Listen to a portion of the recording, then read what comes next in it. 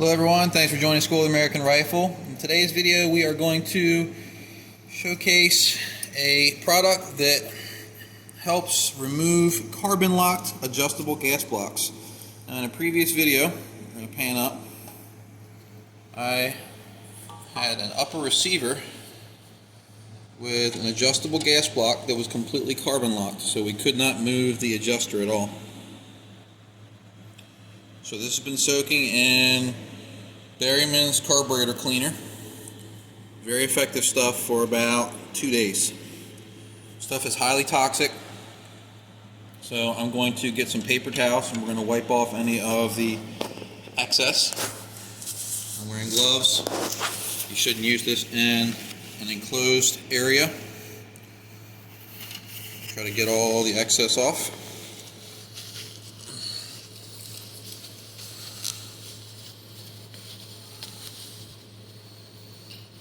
Also, the device had a lot of carbon on it. Look, tends to attack it pretty well.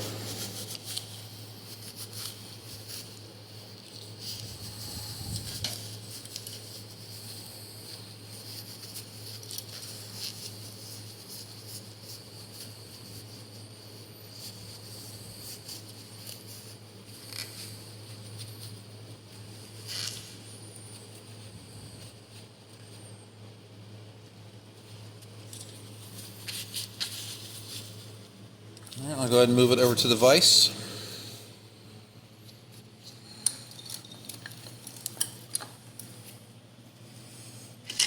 And let's see if we can get this adjuster to move.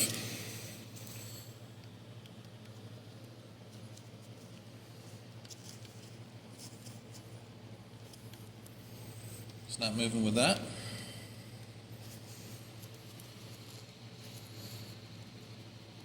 Nope.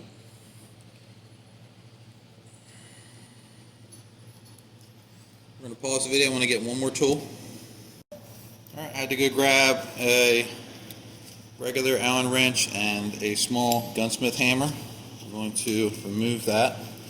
Now what I'm going to do is I'm going to take a soft tip hammer and I'm going to hit the adjuster. I'm trying to break the carbon lock. You'll get little impact marks on the barrel. You can take that off with some aluminum black. I'm trying to break things free.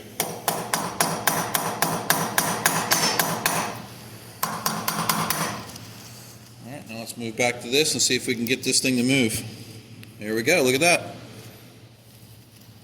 So the Berryman's worked. Excuse the shop cat meowing in the background. It's a little cold out here today. He decided he wanted to let me know about it. So I'm going to turn this around in the vise.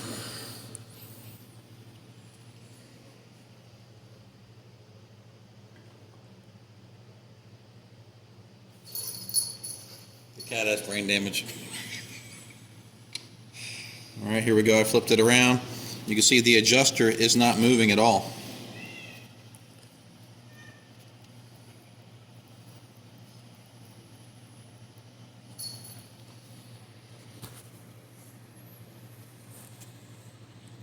Alright, we had to take another cut because the cat wouldn't stop meowing, so we had to let him out. I had to grab a couple additional tools. I had to get an Allen wrench so we could try to loosen the leaf spring screw. And I also grabbed a wire brush, a brass punch, a cotton swab, and some aluminum black, which I'll cover in a minute. So the first thing I want to do is try to remove this leaf spring.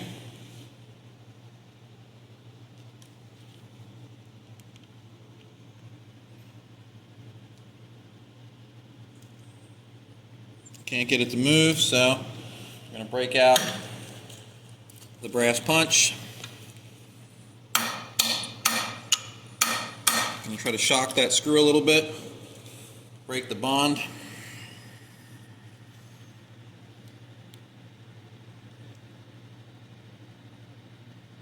There we go. Alright, so we got the adjuster broken free. We have this screw broken free. No damage at all. Got the screw there. Here's our leaf spring. We have some carbon and firing residue built up on it, so I'm going to see if I can remove that.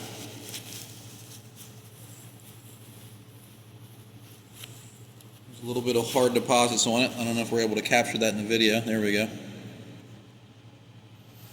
So for that, you can just take some abrasives. I'll take a wire brush.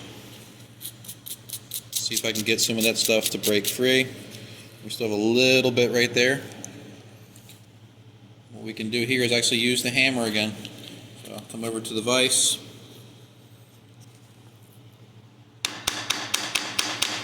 Usually the carbon's hard enough to where it breaks up if you hit it with something. And there it goes, all gone.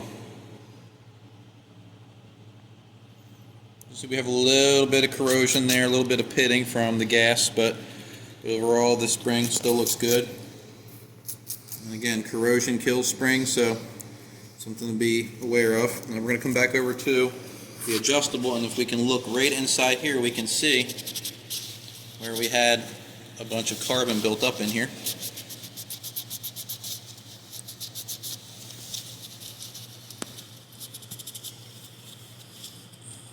Take a brass punch, try to get in there with something small. Let me get this here. I'm going to try to scrape around the edges and get any built up carbon to break free. Alright. Now we can remove the adjuster. Very good shot.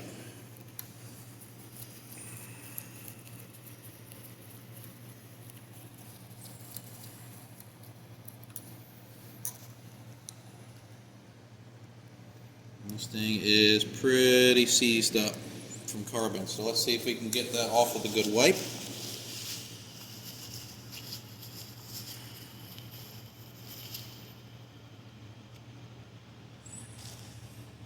The grooves are filled up pretty good with carbon and firing residue. Let me bring this down here. There we go.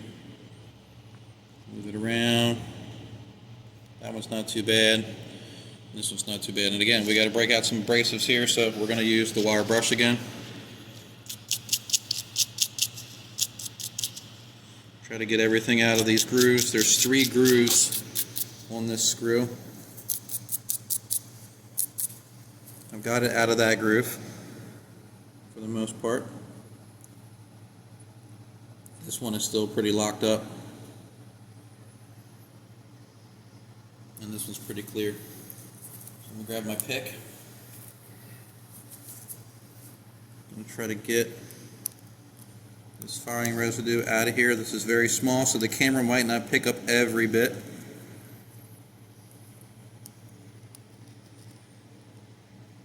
And normally I'm not a fan of using picks and scrapers and stuff, but look how hard this stuff is.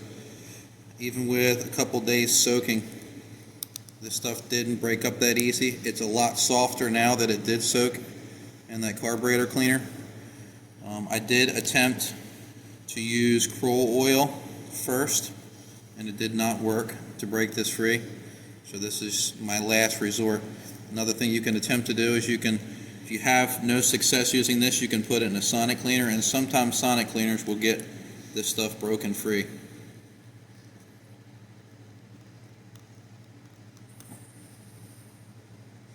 And what I'm trying to do here is not get it perfectly clean, but I'm trying to at least break free the big chunks of carbon and firing residue.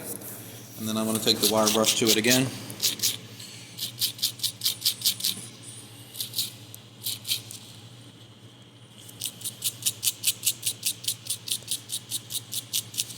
And I'm pretty sure I got all of it.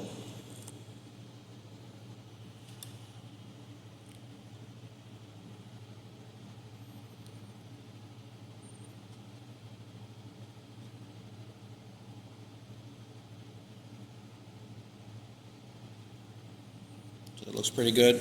We'll set that to the side. We'll set the leaf spring to the side and the screw for the leaf spring. Now we have one more piece in here. We have this detent assembly here. I'm going to try to get this out. Sometimes you got to punch it from the inside. There we go.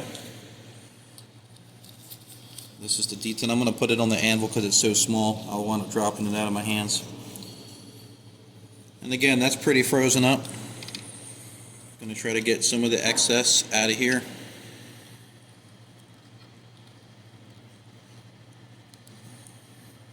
There's a lot of carbon built up in there.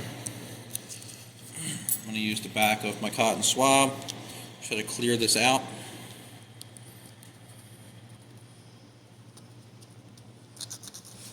You can use a swab too as a scraper. It's less aggressive. The back end of one anyway. And then I'll try to pick some of this stuff off the front.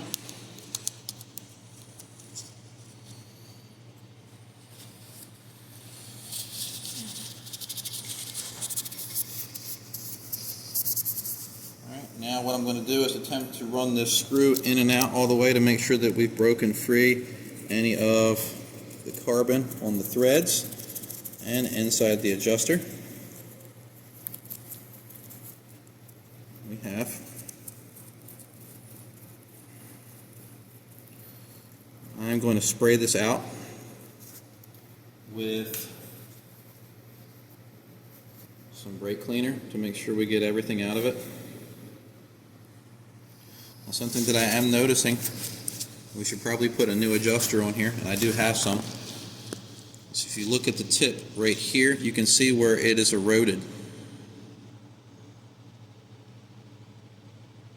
You see that? So that's going to let more gas by. And pull it away. There we go. See that tip there? That's gas erosion. And it has it in a couple other spots. And they coincide where the adjustments are. So that one has the most erosion, medium amount, and the other one has none. So for this particular one, I'm going to replace the adjuster. And I do have some spares. So I'll put a new one in there. You can see the tip on this has no erosion. Right, I'm going to grab some gun scrubber real quick.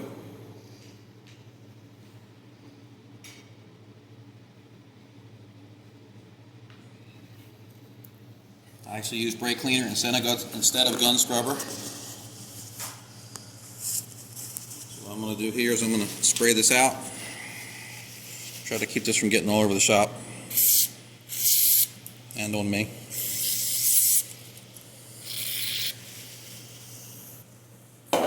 Gun scrubber is a little safer to use than brake cleaner. No matter what you use, you should make sure it's in a ventilated area.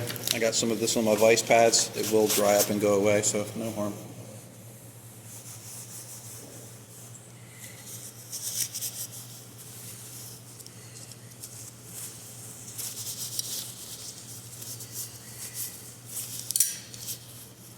So the good news is we were able to save this gas block.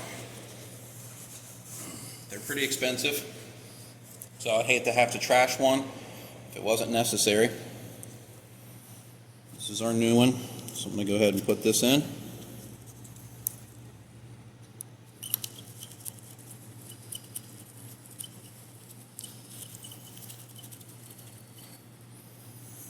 Check our detent, make sure that it's okay to reuse.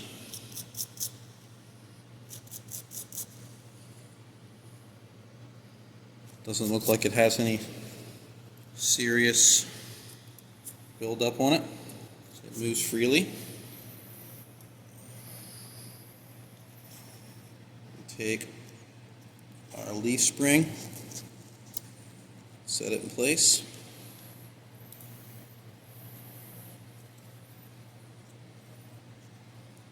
Our locking screw.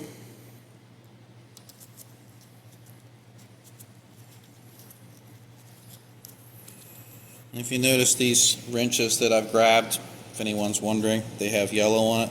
I have these on a magnet strip on at my bench, so I know these ones that are painted yellow are specifically for the SLR, so I don't have to go hunting for wrenches. Alright, let's see if we got this thing fixed. There we go, look.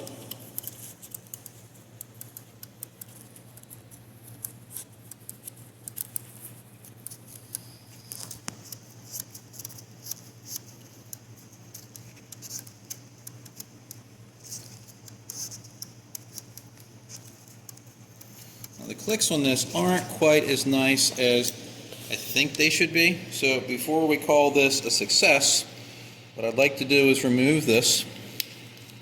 I'm going to try a new spring on here to see if we can get a more distinct click out of this. I have some new springs in here.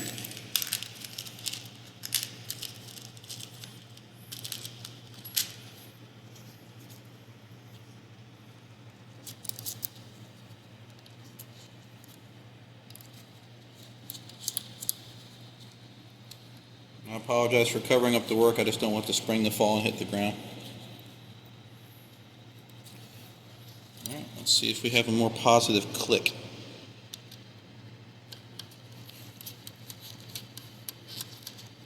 Nope.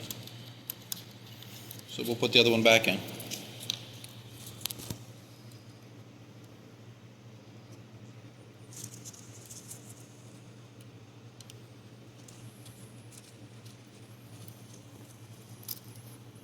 I do believe that SLR puts a dab of Loctite on these screws, so that's why they can be very difficult to remove, and it's red Loctite. Well, it used to be in some cases. So you have to be very careful when you're trying to remove this screw. Even if you don't have one that's carbon locked, sometimes you have to add a little bit of localized heat to break up that Loctite. I don't install Loctite in there. Usually a good snug tightening will keep everything in place. That feels great. Nice and positive. That's what we want. So I can't recall what the user had this set to, so he may have to do some more adjustments again. So what I'm going to do is just move this to maybe setting 8, 2, 3, 4, 5, 6, 7, 8. I think that's about where it was just by looking at it. He may have to open it up a little bit more to run without a suppressor. But overall, I believe this video was a success. Now, one thing I did want to touch on, my hammer, when I was trying to bang on this, if you can see on the barrel, the aluminum on the hammer here made contact and put these marks there. It actually didn't go through the finish. It was just a transfer of the aluminum body of that hammer, and it left it on the barrel. So what we're going to do here is I'm going to take some aluminum black,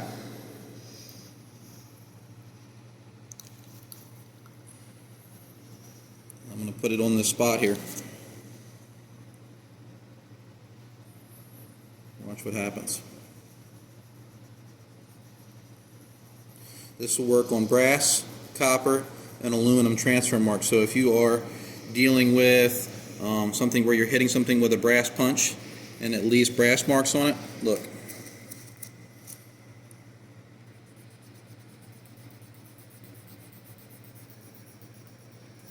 Let me get a little bit more.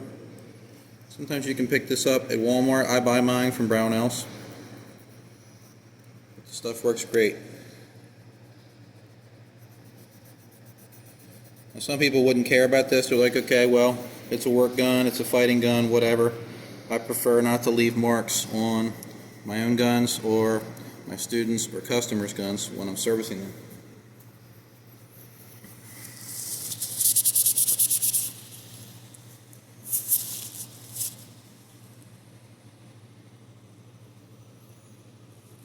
We could work on it a little bit more. We still have a leftover residue. There we go. Maybe that looks better. You can still see we have a little bit more of the transfer marks there. So a little bit more work here. We'll take that away. But I wanted to showcase that in the video since this hammer caused a mark to occur. It's not professional to leave marks left over. So overall, we're going to work on this a little bit more after we finish shooting the video. But we had a success here saving this carbon locked SLR adjustable. Something you have to be always aware of when you're doing this, whenever you select to use an adjustable, is they are a maintenance item. So every time you're done using the gun, you need to run the adjuster in and back out. I like to put a little bit of oil on it. It's probably better to use something like Kroll or penetrating oil, but you need to make sure that you're breaking free the carbon after you're done using it. That way next time you go to take it out, you don't have a carbon locked assembly. So this video was a success. I hope you found it educational and a little bit enjoyable to watch. It is a little long. Thanks for watching.